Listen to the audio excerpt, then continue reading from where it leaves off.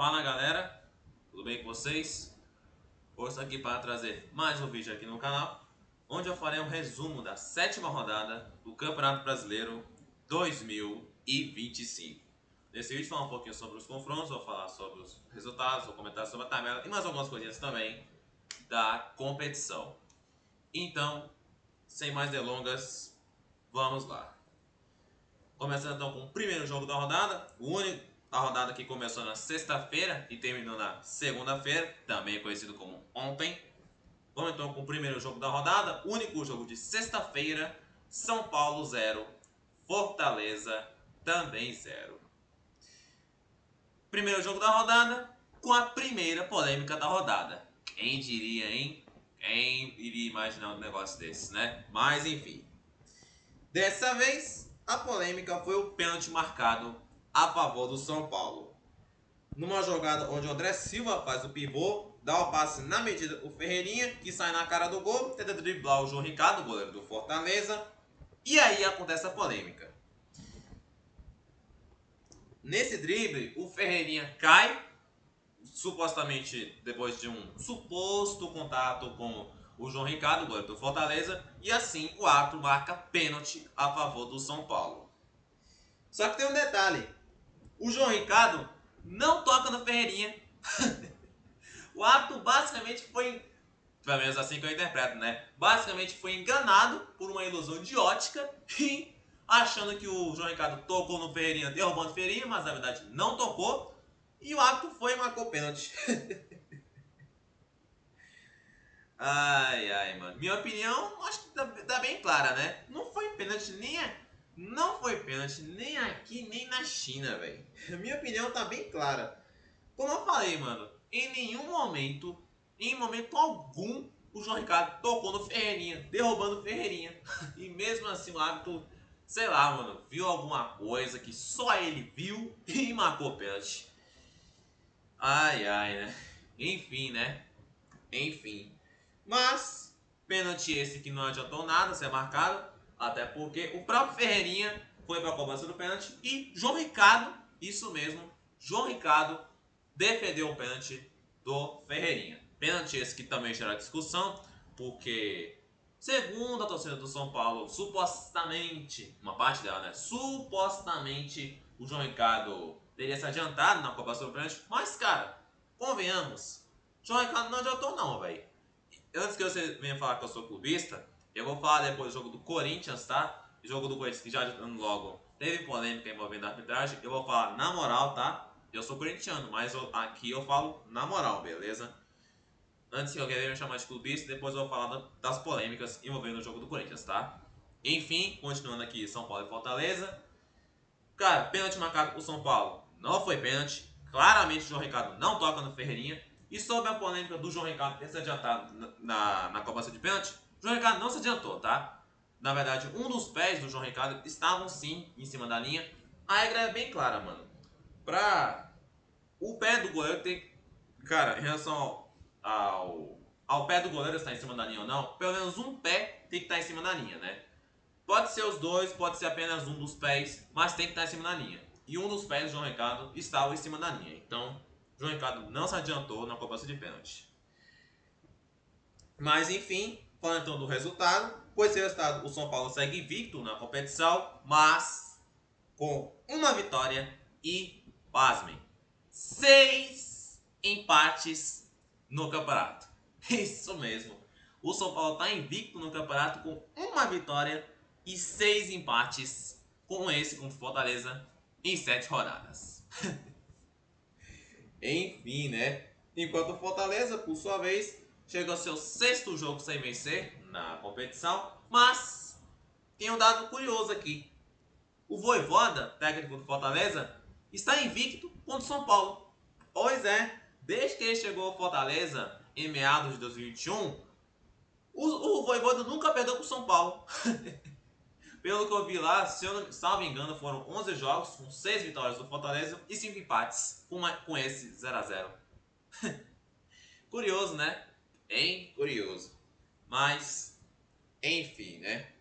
Enfim. Esse foi então o primeiro jogo da rodada, o único jogo de sexta-feira. Vamos agora para os jogos de sábado.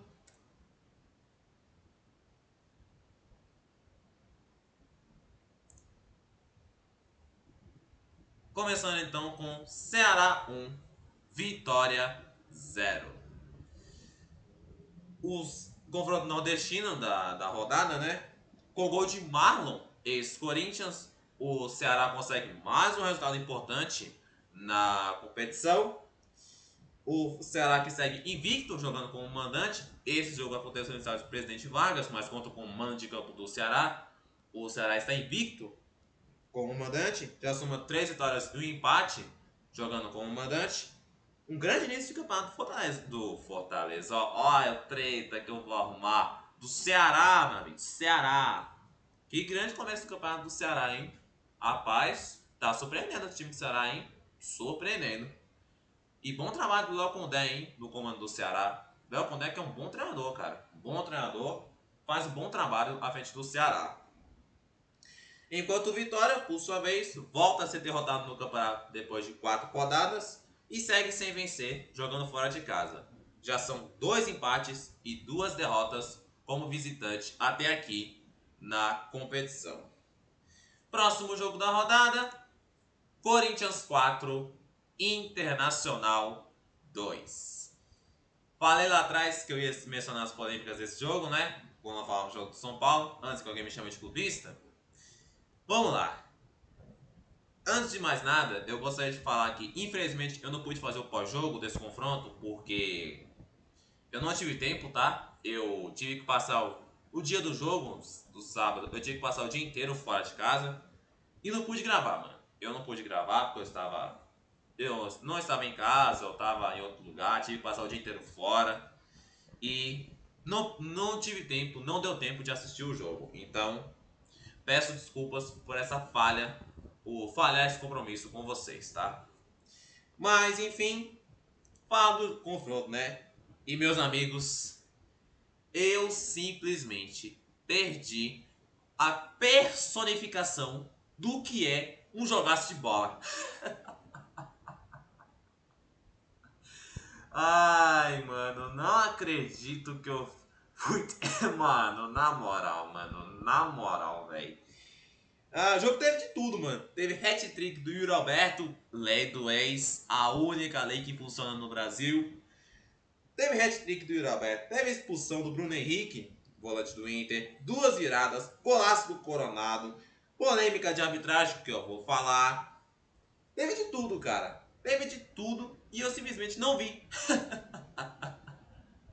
Eu simplesmente não vi, cara. Ai, mano, inacreditável, mano. Inacreditável uma parada dessas. Mas, enfim, né? Enfim. Fala um pouco do resultado, né?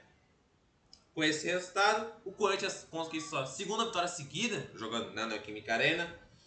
Enquanto o Internacional, por sua vez, sofre sua primeira derrota como visitante na competição.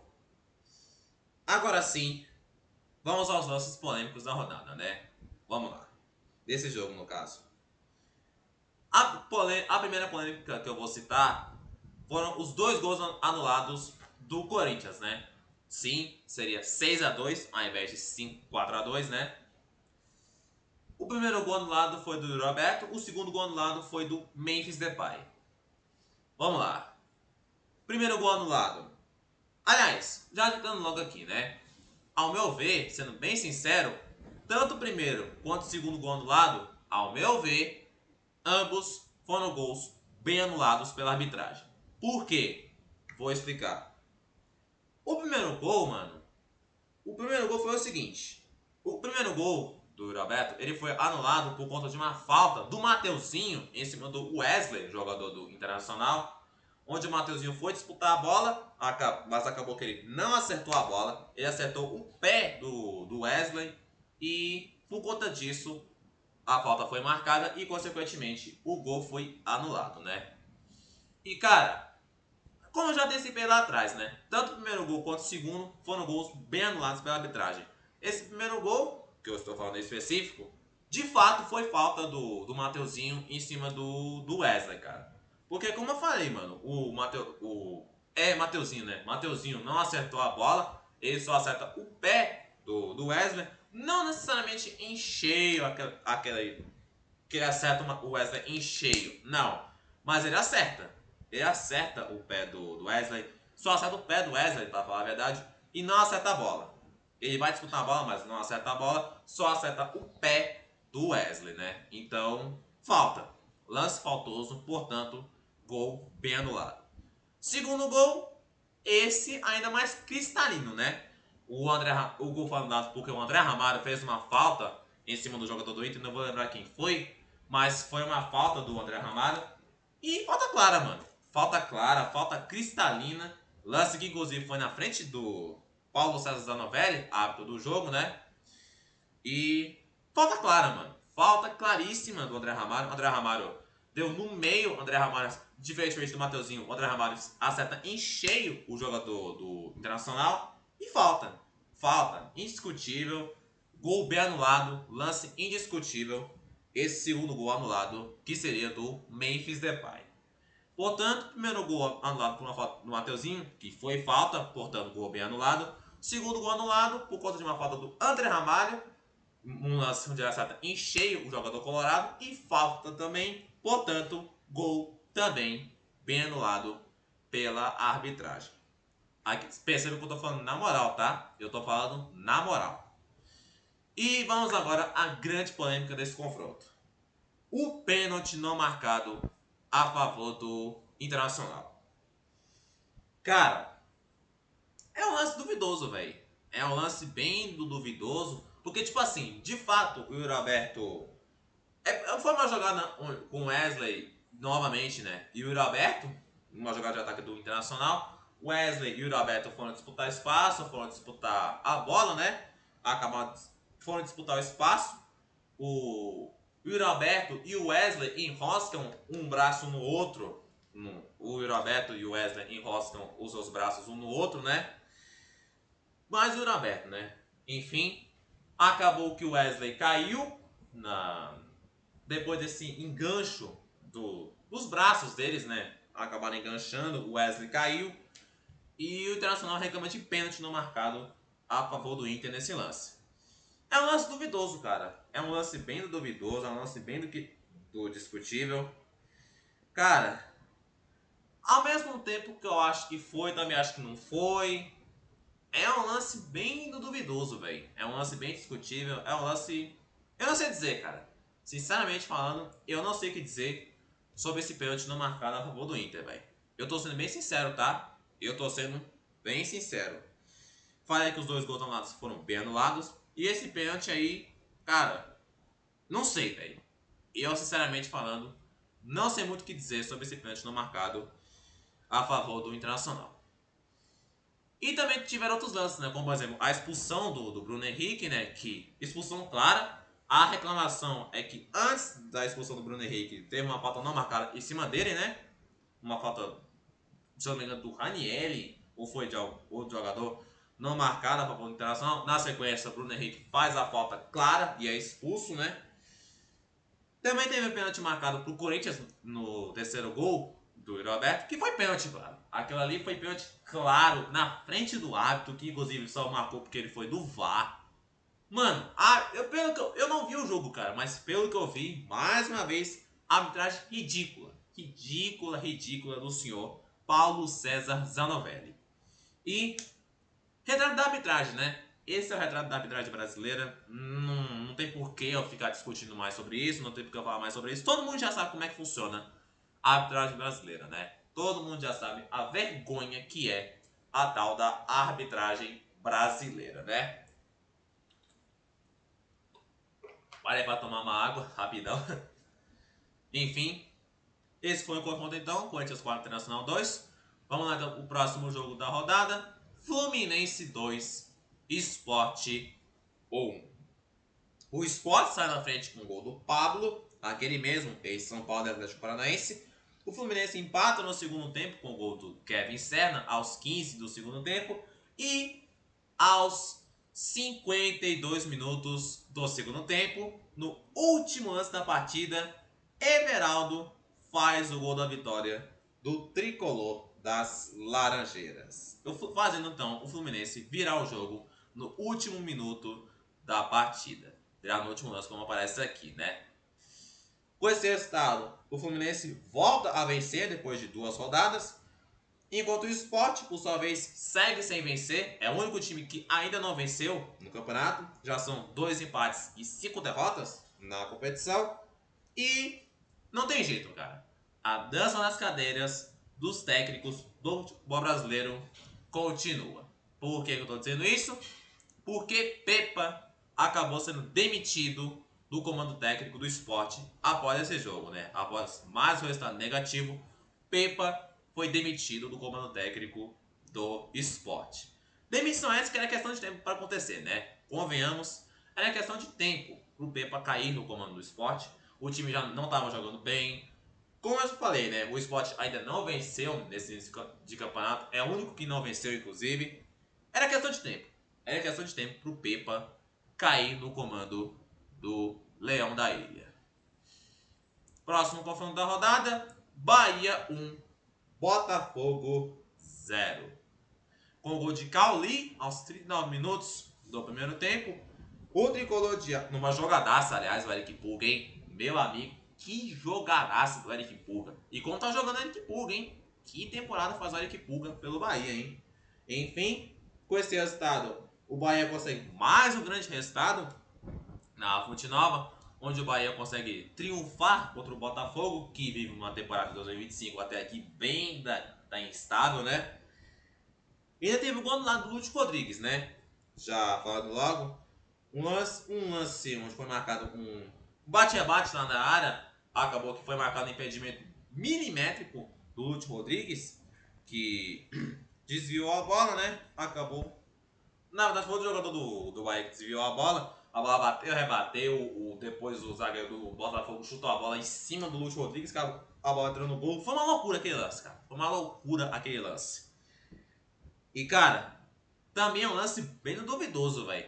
Porque o impedimento marcado nesse bate-rebate, foi um impedimento bem do milimétrico, velho. Foi um impedimento bem do milimétrico. É um lance duvidoso, mano. É um lance bem difícil, sabe? Bem difícil analisar esse lance. Mas, enfim, né? Com esse resultado, o Bahia chegou ao seu terceiro triunfo seguido na competição e está invicto jogando como mandante. Já são 2 triunfos e 2 empates. O Botafogo, por sua vez, volta a ser derrotado depois de vencer o Fluminense na rodada passada e segue sem vencer como visitante. Já são 1 empate e 3 derrotas como visitante na competição. E mais detalhe: o Botafogo, acredite, ainda não fez gol jogando fora de casa na competição. Não fez gol contra o Palmeiras, não fez gol contra o Bragantino, não fez gol contra o Galo e agora não fez gol contra o Bahia. E mais detalhe, que eu vou além. Em toda a era Renato Paiva, desde que Renato Paiva chegou no Botafogo, o Botafogo ainda não fez gol jogando fora de casa, somando todas as competições. O Botafogo, que disputou os 4 jogos no Brasileirão, mais 2 na Libertadores, perdeu os 2 jogos e não fez gol em nenhum dos jogos. Contra a Universidade de Chile, obviamente do Chile, e contra Estudiantes da Argentina. Realmente, que situação do Botafogo, hein? Que situação do atual campeão brasileiro. Realmente difícil. Bem difícil. Mas enfim, esse confronto Bahia e Botafogo finaliza os jogos de sábado. Vamos agora para os jogos de domingo. Começando então com Grêmio 1, Santos 0. Com o gol de Christian Oliveira, jogador uruguaio, aos 32 minutos do segundo tempo. No que eu chamo de duelo do desespero, afinal de contas, tanto o Grêmio quanto o Santos, até esse confronto, viviam uma situação dramática na tabela. Era confronto direto na parte de baixo da tabela, né? Ambos estão numa situação delicada na tabela. O Grêmio conseguiu uma espécie de alívio, entre aspas. O Santos, por sua vez, segue numa situação delicadíssima no campeonato. Mas falando do resultado, o Grêmio volta a vencer na competição depois de 5 rodadas e Mano Menezes conquista sua primeira vitória nesse retorno ao Grêmio, né? Nessa segunda passagem do Mano Menezes no comando do Grêmio. Enquanto o Santos, por sua vez, chega a sua terceira derrota seguida e, pasmem, o Santos segue zerado.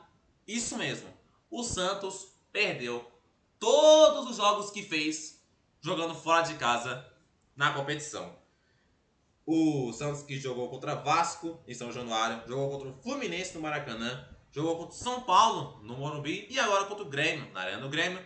O Santos perdeu todos os jogos que fez como visitante na competição. Rapaz, que situação do Santos, hein? Que situação do Santos. E é bom ligar o sinal de alerta, viu? É bom o Santos ligar o sinal de alerta porque, olha, é aquela coisa, né? Estamos na 7ª rodada, mas daqui a pouco vem a 8ª, vem a 9ª, 10ª, 25ª, 32ª. Aí quando você pensa que não, 38ª e última rodada. Enfim, né? Enfim. Próximo jogo da rodada, Vasco 0, Palmeiras 1. Com o gol de Vitor Roque, sim, Vitor Roque, enfim, faz seu primeiro gol com a camisa do Palmeiras aos 15 minutos do segundo tempo, numa saída de bola bizonha do time do Vasco, né, que obviamente errou a saída, gerando o gol.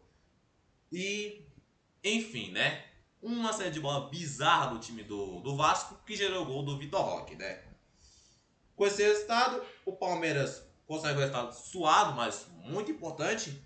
O resultado é esse que mantém o Palmeiras 100% como visitante na competição, enquanto o Vasco, por sua vez, sofre sua primeira derrota como mandante na competição. É verdade que esse jogo foi no Mané Garrincha, em Brasília, mas esse jogo conta como mando de campo do Vasco. Então, primeira derrota do Vasco jogando como mandante no campeonato. Próximo jogo. Esqueci de mencionar, né? Com esse resultado, o Palmeiras assume a liderança do campeonato. Tive que fazer um vídeo aqui rapidão, galera, porque deu um BO aqui no Google, né? Mas, vamos lá então continuar. Próximo jogo da rodada. Assim que meu notebook destravar. Pera aí, galera. Mas o tal do brasileiro não tem um dia de paz mesmo, hein? Meu amigo, meu notebook deu uma travada colossal, mano. Eu tive que pausar o vídeo, velho, porque... Enfim, né? Enfim, acho que deve ter aparecido na gravação que o Google já tava querendo dar aquele famoso BO, né? Daquele famoso Miguel. Mas, enfim, já resolveu o problema. Vamos então continuar nosso vídeo com o próximo jogo da rodada. Cruzeiro 2, Flamengo 1. Meus amigos, diferentemente do jogo do Corinthians, do jogo de sábado, esse jogo Cruzeiro e Flamengo eu consegui assistir. Eu assisti esse jogo, Cruzeiro e Flamengo. E vou falar, mano. O Cruzeiro mereceu ganhar esse jogo, mano. Principalmente pelo segundo tempo que fez. O primeiro tempo foi mais truncado, mais travado, mais truncado, sabe? O Cruzeiro saiu da frente com o gol do Caio Jorge, um belo gol, inclusive. O Flamengo empatou com a Arrascaeta, lei do ex, a única lei que funciona no Brasil. E também foi um golaço, né, cara? Veio o segundo tempo, o Cruzeiro pressiona o Flamengo, o Rossi faz várias defesaças no decorrer do jogo, fez 2 milagres ali no jogo, mas aos 52 minutos do segundo tempo, sai o pênalti pro Cruzeiro, que foi pênalti, tá? O Léo Pereira, bola cruzada na área, o Léo Pereira foi disputar a bola com um jogador do Cruzeiro, não vou lembrar quem foi, acho que... Não lembro exatamente quem foi, mas o Léo Pereira foi disputar a bola. O Léo Pereira claramente acerta o jogador do Cruzeiro e pênalti. Pênalti, não tem muito o que falar. Nesse pênalti, Gabigol. Isso mesmo. Gabigol, no seu primeiro reencontro contra o Flamengo. Primeiro jogo do Gabigol contra o Flamengo. Gabigol foi para a cobrança. O Rossi defendeu. Mas na sobra, Gabigol manda a bola para a rede para fazer o gol da vitória cruzeirense. Isso mesmo, meus amigos. Gabigol, um dos maiores jogadores da história do Flamengo, seu primeiro jogo contra o Flamengo e metendo a famosa lei do ex, né? A chamada lei do ex, né? Enfim, né? Primeiro reencontro do Gabigol com o Flamengo, primeiro gol do Gabigol contra o Flamengo. Parece roteiro de cinema, né? Mas não. Isso aqui é a 7ª rodada de Campeonato Brasileiro. Enfim, né? Enfim. Falando então do resultado, né? Com esse resultado, o Cruzeiro segue 100%, jogando como mandante na competição. São 4 jogos, 4 vitórias. Enquanto o Flamengo, por sua vez, sofre sua primeira derrota no campeonato. O Flamengo, que era o único não, né? Era um dos invictos, agora sofre sua primeira derrota. Inclusive, quando eu usei aqui pelos números, mano, que o Cruzeiro foi bem superior ao Flamengo, hein? Chutou mais, o Cruzeiro tem mais chutes a gol. O Flamengo tem mais posse de bola, é verdade, mas o Cruzeiro foi quem, principalmente no segundo tempo, né? O Cruzeiro pressionou, o Cruzeiro foi pra cima, o Cruzeiro martelou, acabou conseguindo a vitória merecida no Mineirão. Próximo confronto da rodada, Bragantino 1, Mirassol 0. Aqui são jogos segunda-feira, tá? Esse jogo Cruzeiro e Flamengo foi o último de domingo. Bragantino e Mirassol, primeiro jogo de segunda-feira, também conhecido como ontem. No jogo do gravando esse vídeo, tá? Estou gravando esse vídeo, como podemos ver, dia 6 de junho de 2025. Mas enfim, Bragantino 1, Mirassol 0. Com o gol de Isidro Pita aos 47 minutos do segundo tempo, ou seja, já na apagada das luzes, no duelo alternativo da rodada, o Bragantino, por incrível que pareça, conquista sua quinta, isso mesmo, quinta vitória seguida no Campeonato Brasileiro. Inclusive, pela primeira vez em sua história, o Bragantino soma 5 vitórias consecutivas na competição. Isso mesmo, nem em 2021, nem em 2023, quando o Bragantino se classifica para a Libertadores, o Bragantino conseguiu essa marca de 5 vitórias seguidas na competição. Realmente, sem sombra de dúvidas, uma das grandes, se não a grande surpresa, ao meu ver, no campeonato. Porque, mano, eu cheguei a gravar um vídeo de tier list pra postar aqui no canal, mas acabou que não postei porque deu BO no vídeo. Mas, enfim, eu apontava o Bragantino como um candidatíssimo ao rebaixamento. Mas, cara, não sei se o Bragantino vai conseguir manter até o final, tá? Mas até aqui, mano, o Bragantino surpreendendo nesse início de campeonato. Mas enfim, quinta vitória seguida do Bragantino. O Mirassol, por sua vez, volta a ser derrotado após 5 rodadas. Para finalizar, último jogo da rodada: Juventude 0, Atlético Mineiro 1. No gol que aqui no Google consta com o gol contra do Marcos Paulo, zagueiro do Juventude, mas em outros lugares conta com o gol do Gustavo Scarpa. Mas enfim, o Galo conquista sua primeira vitória jogando como visitante e chega ao seu terceiro jogo seguido sem perder no campeonato. O Juventude, por sua vez, sofre sua primeira derrota dentro do Alfredo Jaconi em Caxias no Campeonato Brasileiro e também na temporada 2025. Isso mesmo. Até ontem, 5 de maio de 2025, o Juventude estava invicto no Alfredo Jaconi na temporada. Invencibilidade essa que foi derrubada pelo Galo. E é isso aí. Esses foram os confrontos da rodada. Vamos agora para a tabela de classificação da competição. Na liderança, nós temos o Palmeiras, líder do campeonato, com 16 pontos. O Bragantino, olha só, vice-líder do campeonato, na segunda colocação, com 16 pontos também. Palmeiras lidera o campeonato por saldo de gols, mas ó, um gol só de diferença, hein? Que coisa. Na terceira colocação temos o Flamengo, 14 pontos. Fechando o G4, o Cruzeiro, quarto colocado, com 13 pontos ganhos. Fechando o G6, temos o Fluminense, quinto colocado com 13. E o Bahia, sexto colocado com 12 pontos. Na as ideias.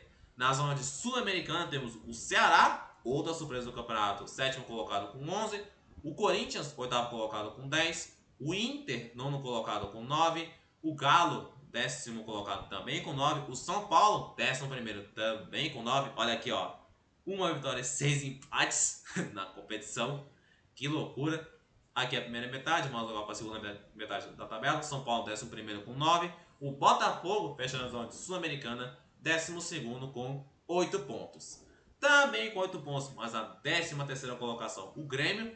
O Vasco em 14º com 7. Juventude, 15º também com 7. E o Mirassol, primeiro time fora da zona de rebaixamento, 16º colocado com 7 pontos também. Na zona de rebaixamento, temos o Fortaleza, 17º colocado também com 7 pontos. O Vitória, 18º com 6. O Santos, rapaz, 19º vice-lanterna, penúltimo colocado, com 4 pontos. Realmente uma situação delicadíssima do Santos. Na 20ª e última colocação, o Sport com apenas 2 pontos na tabela e 0 vitórias em 7 rodadas. O único time que ainda não venceu no campeonato. Então, é isso aí, galera. Esse foi então o resumo da rodada. Espero que vocês tenham gostado. Se gostou, deixe seu like, se inscreva no canal, ative o sininho de notificação para não perder nenhum vídeo. Compartilhe para a galera que consome o conteúdo. Forte abraço, fique com Deus. Tamo junto, é nóis!